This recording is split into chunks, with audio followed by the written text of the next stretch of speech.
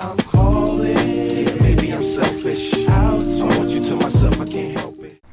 Assalamualaikum warahmatullahi wabarakatuh. Kami dari kelompok 1 kelas 1 MA15 jurusan Ilmu Komunikasi Universitas Gunadarma. Perkenalkan, nama saya Aksana Rasifah. Perkenalkan, nama saya Septian Bagaskoro.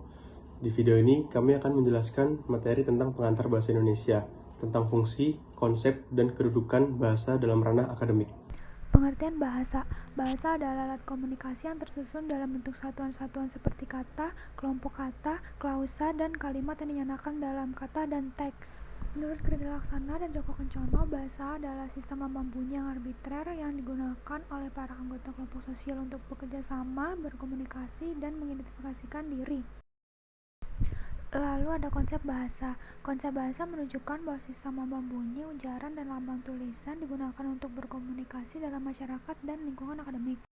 Pada dasarnya, interaksi akademik dan macam kegiatan akademik tidak akan sempurna atau berjalan dengan baik dan benar tanpa adanya bahasa. Ada beberapa konsep tentang bahasa. Yang pertama, sistem lambang yang bermakna dan dapat dipahami. Yang kedua, sistem lambang bunyi yang arbitrer. Yang ketiga, bersifat konvensional atau kesepakatan pemakaiannya. Yang keempat, menghasilkan sesuatu yang tidak terbatas dan sangat produktif. Yang kelima, tidak sama dengan sistem bahasa lain. Yang keenam, dibentuk berdasarkan aturan yang bersifat universal. Secara fungsional, bahasa digunakan untuk menyatakan suatu tujuan atau fungsi proses sosial dalam konteks situasi dan konteks budaya. Fungsi utama bahasa adalah alat interaktif dengan manusia, alat untuk berpikir dan mempercayai sensasi di masyarakat. Para ahli bahasa sepakat bahwa fungsi bahasa meliputi fungsi ekspresi kebahasaan, fungsi komunikasi kebahasaan, fungsi adaptasi dan integrasi dalam bahasa, fungsi bahasa, dan fungsi kontrol sosial. Fungsi ekspresi dalam bahasa. Fungsi ekspresi diri itu saling terkait dalam aktivitas dan interaktif keseharian individu. Prosesnya berkembang dari masa anak-anak, remaja, mahasiswa, dan dewasa. Fungsi pernyataan ekspresi menyatakan sesuatu yang akan disampaikan oleh penulis atau pembicara sebagai eksistensi diri. Fungsi komunikasi. Fungsi komunikasi adalah fungsi bahasa kedua setelah fungsi ekspresi diri. Dengan kata lain, komunikasi tidak akan terjadi tanpa diawali dengan ekspresi diri.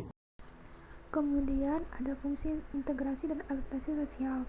Fungsi peningkatan integrasi dan penyesuaian adaptasi diri dalam suatu lingkungan merupakan ciri sosialisasi baik di lingkungan sendiri maupun lingkungan yang baru. Hal ini menunjukkan bahwa bahasa digunakan sebagai wahana yang mampu mengekspresikan koeksistensi dalam suatu hubungan sosial.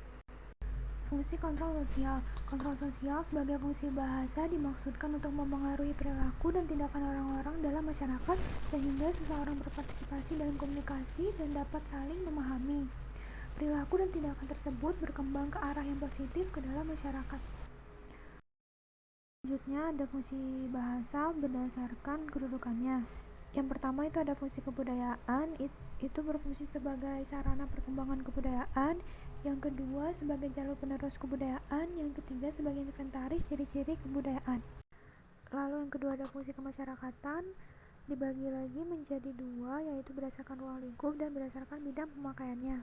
Yang berdasarkan ruang lingkup itu berfungsi sebagai bahasa nasional dan bahasa kelompok.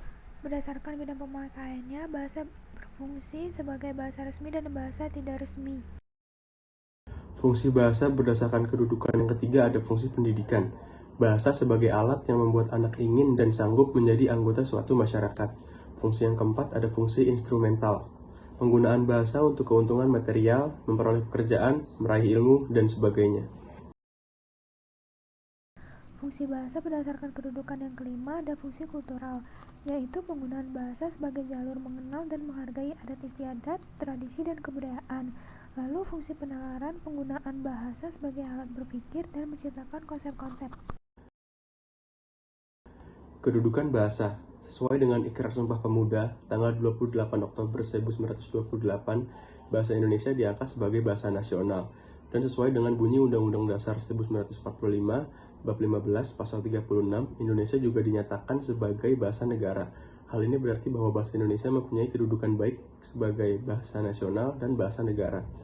Yang dimaksudkan dengan kedudukan bahasa ialah status relatif bahasa sebagai sistem lambang nilai budaya yang dirumuskan atas dasar nilai sosialnya. Lalu kedudukan bahasa dalam ranah akademik. Kedudukan bahasa Indonesia sebagai bahasa negara membawa konsekuensi bahwa Indonesia harus mampu mengemban tujuan nasional bangsa Indonesia, yaitu mencerdaskan kehidupan bangsa. Dalam kehidupan bangsa yang cerdas, setiap warga negara, apalagi mereka yang telah terdidik, tidak hanya harus mampu memahami informasi, tetapi juga mampu menjelaskan, menerapkan, mengevaluasi, dan bahkan mampu mencipta ilmu pengetahuan dan teknologi serta seni. Konsep dan fungsi bahasa memiliki definisi yang hampir sama, yaitu merupakan alat untuk menyampaikan pikiran. Dalam kedudukannya sebagai bahasa nasional, bahasa Indonesia berfungsi sebagai sarana pemersatu berbagai suku bangsa dan sebagai sarana komunikasi antar daerah dan antar budaya daerah.